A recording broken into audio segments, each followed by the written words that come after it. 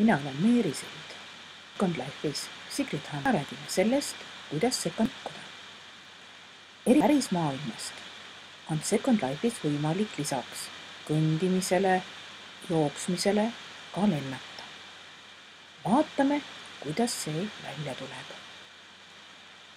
Selleks, et ringi liikuda, on kaks võimalust. Üks on kasutada siin all nurgas olevat kastikest Walk, Run, Fly või teine võimalus on kasutada enda klaviatuuri klappe. Kõige lihtsam viis liikumiseks on see, kui võtad hiirega, klõpsad lihtsalt kuhugi enda ette, nii, ja juba näed, liigugi selles suunas. Täpselt nii siia maale, kuhu klõpsasid. Klaviatuuril olevate noolekestega saad liigutada, vaadata ümberringi. Nii, ja siin paistabki olevat üks tore tool. Ma proovin siia tooli peale istuda.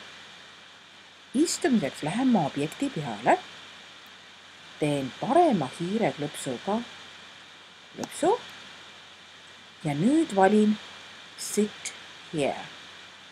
Nii, vaatame, kas tuleb välja. Ohoo, ja näete, ma juba istungi siin ilusti toredasti. Juba olen siin mugava tooli peal istumas. Igasuguse istumisega Life'is tuleb meelde jätta seda, et alati enne kui hakata kuhugi teise poole kohta liikuma või teleporteeruma näiteks, tuleb kindlasti püsti tõusta. Siin on selline stand-nupp ja kui ma selle peale vajutan, nii, siis näete, olengi juba püsti.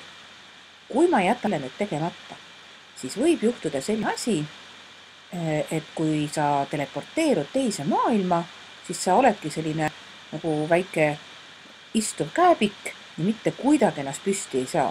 Ning mõnikord tuleb isegi seda teha, et tuleb teise maailma, sinna eelmisesse maailma tagasi minna, püsti seal tõusta ja siis saab jälle püsti seistes ja liikuda.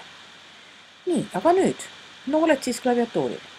Nool ülesse, edasi ja nool tagasi, tagasi.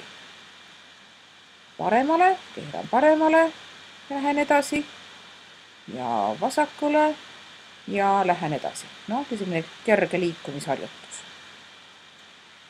Nii, vaatame nüüd lähemalt seda kasti, kus on kirjutatud Walk, Run ja Fly. Kui ma selle kasti nüüd lahti võtan, siis siin on ka neil omakorda nooled. Kui ma võin ka liikuda vajutades nende noolte peale. Lihtsalt. Ja saan siit keerata, täpselt nii, nagu ma nende klaviatuuri nooltega näitasin, vaid lihtsalt klaviatuuri nooled on mugavamad. Kui ma tahan üles hüpata, siis siin on selline tore nool, kui väike nagu vedru on siin ja klõpsan sinna peale ja olengi üleval. Nii, proovin veel kord ja hops, selline hüppamise harjutus. Nii, nüüd keerasin ennast natukene paremale ja vaatan, mis nupud siin all veel on. Nii, see esimene vasakult poolt on siis see kõndimise nupp. Keskmine on jooksmise nupp. Ma nüüd siia peale vajutan ja nüüd hakkan klappidega liikuma. Siis ma ju lausa jooksen. Nii, vaatame, et ma siia trepile otsa jooksen ja jõuan palju kiiremini edasi. Nii, see on siis jooksmise võimalus. Kõige põnevam ja kõige kiirem on muidugi lendamine. Lendamine annab mulle tihtipeale ülevaate sellest maailmast, kus ma olen ja aitab mul orienteeruda. Nii, vajutan nüüd siia lennurežii peale ja nüüd näete, olengi juba õhus ja nüüd ma saan nooltega juhtida, kuhu poole ma parasjagu ja kui kaugele ma lendan. Nii, lendangi, vaatan, näete, maa on muudkui kasvab mu silme ees, mul on hea ülevaade, mida ma parasjagu näen. Nii, ja kui ma nüüd enam lennata ei taha, siis ma vajutan lihtsalt Stop Flying. Nii, ja olengi maas. Täna oli nüüd küll sujuv hüpp maale jõudmine. Mõnikord võib juhtuda, et kohe kukub. Nii, täna läks see asi sujuvalt. Nii, ja nüüd mul on ikka veel näete see jooksmise moodul sees, ma peaks selle ka välja võtma, panen ta siis lihtsalt käimise peale. nii. Noh, aeg-ajalt tundub, et selle kastikese kasutamine on natukene ebamugav, sellepärast soovitan ma kasutada rohkem klaviatuuril kas neid nooli või siis klahvikesklusi.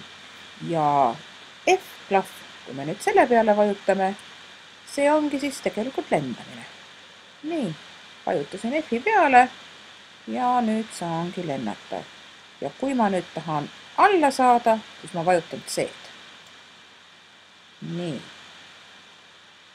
Noh, ei taha õnnestuda.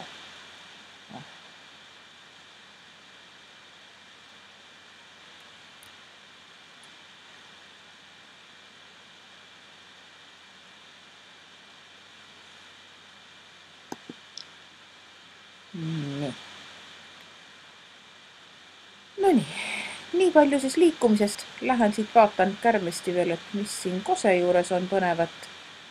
Ja järgmine kord siis räägime sellest, kuidas erinevate maailmade vahel liikuda.